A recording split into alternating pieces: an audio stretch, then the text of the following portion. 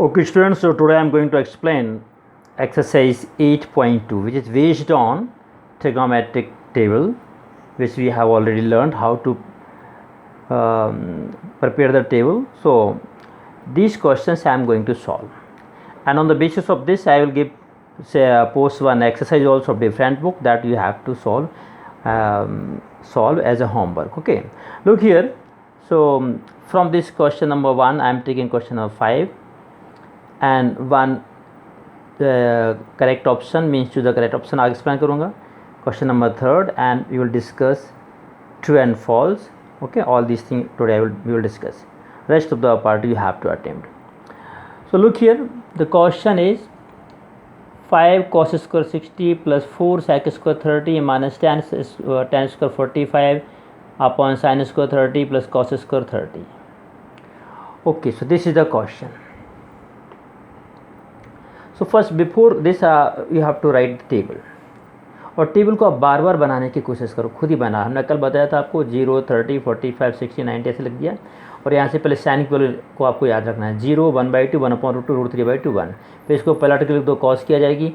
Sine upon cos करोगे ten किया जाएगी. टेन को पलट के लिख दोगे कॉट किया जाएगी. 1 अपॉन कॉस करते जाओगे सेक आ जाएगा. 1 अपॉन साइन करते जाओगे कोसेक आ जाएगा. बार बार लिखोगे तो सब याद हो जाएगा. सो ये हमने टेबल लिख ली. अब यहाँ आए 5 cos स्क्वायर 60. cos 60 की वैल्यू होती है 1/2. देख लो यहाँ पे cos 60 की वैल्यू होती है 1/2. 60 इन cos. So you have to put here 5 cos 60 की वैल्यू 1/2 और स्क्वायर लगा तो ऊपर square plus 4 sec square 30. sec square 30 की वैल्यू थी 2/√3. सो 2/√3 का होल स्क्वायर माइनस 1045 की वैल्यू 1, तो 1045 और सबका स्क्वायर. स्क्वायर है तो स्क्वायर लगा तो नहीं है तो नहीं. Sine square 30 sine 30 1/2 cos 30 √3/2. So इनकी वैल्यू भी रख दी. बस फिर हमें क्या करना, हमें इनको सिर्फ सॉल्व करना है. Okay, so look here how we are solving. 1/2 का स्क्वायर 1/4, सो 5/4. 2 का स्क्वायर 4 4 2 8 8/3. सॉरी 2 2 4 4 4 16 16/3 -1. ये 1/2 का स्क्वायर 1/4 √3/2 का स्क्वायर √3/4.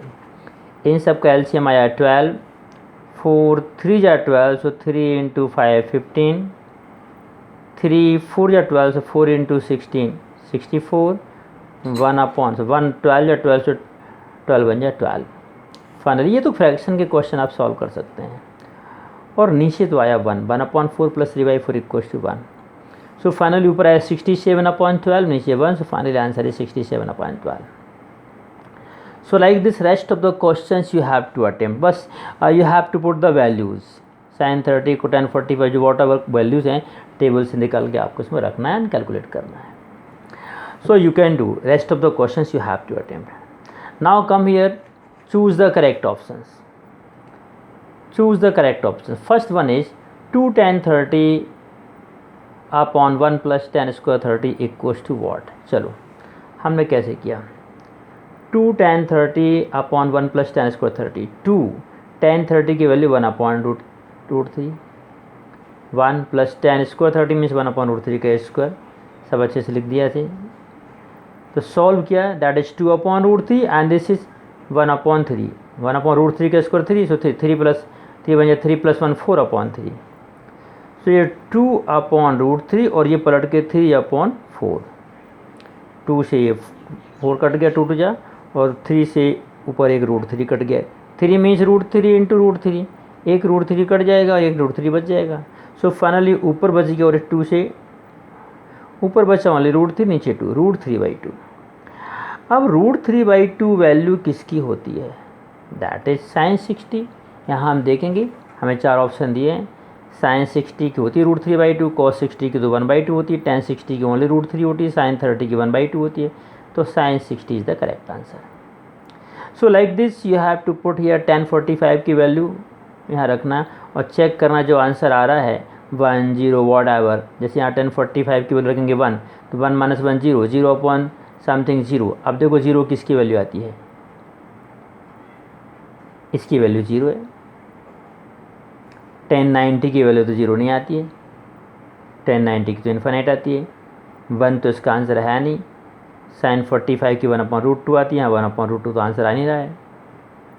ठीक, ऊपर ही 0 हो जा रहा है, 0 पॉइंट समथिंग मीन 0, तो आंसर है 0। So like this you have to solve. अब एक क्वेश्चन देखते हैं हम, that is if tan a plus B equal to √3 and tan a minus B equal to -1/√3, तो हमें a और b निकालना है। ओके, चलिए हम इसको कैसे करेंगे। पहले दिया है tan a plus B equal to √3 और tan a minus B equal to 1/√3। पहले इसको लेंगे, tan a plus B equal to, और यहाँ √3 को tan की टेबल में कहाँ आता है, यहाँ tan है तो tan की टेबल में देखना आपको, tan की टेबल में √3 कहाँ आता है, tan की टेबल में √3 आता है 60 पर। सो हम लिख देंगे यहाँ पर, डोंट राइट 60 ओनली, tan 60 की वैल्यू √3। कुछ बच्चे सिर्फ 60 लिख देते हैं, नो 60 डिग्री नहीं लिखना अकेला, tan 60 डिग्री। सो अब tan a plus B equal to tan 60 degree, tan cancel, so a plus B equal to 60 degree. इसमें आए tan a minus B equal to 1/√3, या 1/√3 सही नहीं दिख रहा है, ऐसा है 1/√3। 1/√3 किसकी वैल्यू होती है, tan 30 डिग्री की। tan की टेबल में देखना है, 1/√3 का होता है, tan 30 पे आता है। सो लिखा tan 30, tan cancel, a minus B equal to 30। So now we are having two relation, a plus B equal to 60 and a minus B equal to 30। So minus B इनको ऐड किया, so minus B plus B cancel, a 2a plus 90, so a equals to 45 and this value of a put here 45, so b equals to आ जाएगा 15। so in this way you will get the value। अब आपको यहाँ question में tan की जगह sin में relation दे सकते हैं, cos में दे सकते हैं, तो फिर ये वैल्यू जो है यहाँ ऐसी वैल्यू दी जाएंगी वो sin की टेबल में मिलेंगी या cos की टेबल में मिलेंगी। तो ऐसे क्वेश्चन आपको सॉल्व करना है, ठीक। तो such type of some more question you have to attempt. Now we will discuss state whether true and false। sin a plus b equals to sin a plus sin b, this is totally wrong। हम आपको example बताते हैं। sin a plus b को ये मत समझना कि sin का अंदर मल्टीप्लाई कर दें तो sin a plus sin b हो जाएगा, दैट इज़ रॉन्ग। हम आपको एग्जांपल बताते हैं, जैसे sin 30 प्लस 60, तो आपने कर दिया sin 30 प्लस sin 60। अब sin 30 प्लस 60 तो ये तो बन गया sin 90, और इस sin 30 की वैल्यू कितनी होती है 1/2, और sin 60 की √3/2, sin 90 की 1 equals to 1 plus √3/2। Is it correct? No, not correct. So ये रिलेशन रॉक सही नहीं है। sin a plus b equals to sin a plus sin b नहीं लिखते हैं, इसको ये मत समझना कि इसके अंदर मल्टीप्लाई करना, ये कोई नंबर नहीं है sine. So that is false, this is false. The value of sin theta increases as theta increase.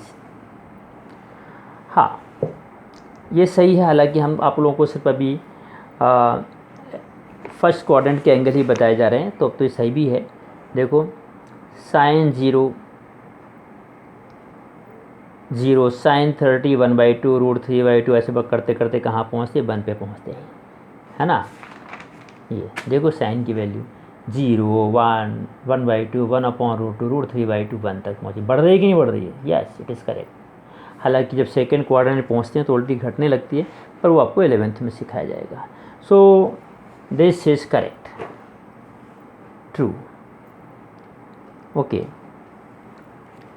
And cos theta increases, cos theta increase होता है क्या? नो, cos उल्टा हो रहा है। ये तो लाइन पलटी है ना, 1 √3/2 1/√2 और √1/2 और 0, ये घट रहा है, ये नहीं होता। तो ये फॉल्स है। cos थीटा वाला क्या है? फॉल्स। ये फॉल्स है, ट्रू है, ये फॉल्स था। sin theta equals to cos theta for all value of theta, no, गलत। थीटा की कोई भी वैल्यू रख दें तो sin cos बराबर होंगे क्या? No, sin and cos are equal at only 45। पर साइन 30 और कॉस 30 करें तो अलग अलग आ रहा है, देखो 1/2 और 1/√3/2, 0 पे दोनों अलग अलग आ रहा है, 60 पे अलग अलग आ रहा है, 90 पे अलग अलग आ रहा है। वो सेम कब आएंगे? सिर्फ 45 पे आते हैं। बट ये तो क्या करें, for all value of theta, तो ये रॉन्ग हो गया, ऑल की वजह से रॉन्ग हो गया, तो ये भी फॉल्स है। cot A is not defined for A equals to 0। cot A is not defined, ये एसेट is not defined cot A, क्योंकि cot A क्या आएगा, cos A upon cos A equals to 0, cot 0 पे डिफाइंड नहीं है, जब A इक्वल्स टू 0 पे बोल रहे हैं। हाँ, क्योंकि cos upon sine 1/0 something upon 0 means not defined, ये नॉट डिफाइंड हो गया। तो हमने ट्रू एंड फॉल्स भी डिस्कस कर लिए। कल हमसे एक जन ने किसी ने क्वेश्चन किया था कि सर हाँ, आपने बोला tan theta equals to sine theta upon cos theta. बहुत अच्छा लगा जब किसी बच्चे ने खुल के अपना डाउट डिस्कस किया। So I hope you also do like this. बोले लेकिन सर, तो आप बोल रहे हैं कि cot theta equals to cos upon sine, और बोले कॉट तो कॉट में तो एच होता है, पी अपॉन बी कहाँ होता है? तो मैं तुरंत समझ गया कि वो गलत समझ रहा है। एक्चुअली कॉट में एच नहीं होता है, वो कंफ्यूज कहाँ पर हो गया, कॉस के साथ। कॉस इक्वल्स टू होता है एच अपॉन बी, और कॉट इक्वल्स टू होता है बी अपॉन पी। कॉट और कॉस, COS ये कोसाइन है, ये कोटेंजेंट है। कॉट tan का रेसिप्रोकल है और कॉस सेक का रेसिप्रोकल है। कॉस B अपॉन एच है और कॉट B अपॉन P है। तो कॉस, कॉट और कोसेक में अक्सर बच्चे कंफ्यूज रहते हैं। अच्छे से देख लो इसको। कॉस थीटा इक्वल टू होता है B upon H, cot theta होता है B अपॉन P, और कोसेक होता है H अपॉन P। ये साइन का रेसिप्रोकल है, ठीक। तो ये तीनों में, इनमें अक्सर बच्चे कंफ्यूज जाते हैं, cos, cot and cosec spellings की वजह से। तो इनको पूछें। एक और उनका डाउट था कि सर आप कहते हैं कि ये परपेंडिकुलर है, वो परपेंडिकुलर किसके लिए? तो हमेशा देखो, जैसे इस एंगल के लिए परपेंडिकुलर ये है, ये सामने की साइड देखा करो हमेशा, और जिस पे बना है वो बेस। इस एंगल की बात करें तो उसके लिए परपेंडिकुलर ये है। अब बोले कि सर हमें फिगर नहीं बना के दिया है और उन्होंने कह दिया एक ट्रेंगल ABC, तो साइन ए निकालो, तो हम किसको परपेंडिकुलर बताएं? फिगर तो नहीं बताया। तो देखो भाई, उन्होंने कहा एक ट्रेंगल ABC में, लेकिन वो ये नहीं बताएंगे कि कौन एक्यूट एंगल कहाँ है, लेकिन एक न एक उनको कौन सा एंगल राइट एंगल है ये तो उनको बताना पड़ेगा। A राइट एंगल है कि B राइट एंगल है कि C राइट एंगल है। वो लिखेंगे triangle ABC where right angle at B, right angle at C, whatever. जैसे उन्होंने कहा राइट एंगल एट B, तो फट से राइट एंगल पे B लिख दिया। अब A आप यहाँ से भी स्टार्ट कर सकते हैं, यहाँ से ABC ऐसा भी लिख सकते हैं, या ABC यहाँ भी लिख सकते हैं, कोई दिक्कत नहीं। आपने यहाँ लिख दिया A, तो ABC, तो A के लिए परपेंडिकुलर ये हो गया, बेस ये हो गया, हाइपोटेनस ये हो गया। C के लिए परपेंडिकुलर ये हो गया, बेस ये हो गया। उन्होंने कह दिया राइट एंगल एट C, तो आप पहले C लिख दो। अब आप B और A कहीं पे भी लिख दो, चाहे यहाँ B लिख दो तो यहाँ A हो जाएगा, ABC। सो लाइक दिस आपको करना है। I am sending some worksheet also, so you attempt many question are there. कुछ क्वेश्चन सेलेक्टेड क्वेश्चन उसमें से आप करेंगे। दूसरे बुक एक हम एक्सरसाइज भी भेजने वाले हैं। Okay, thank you very much.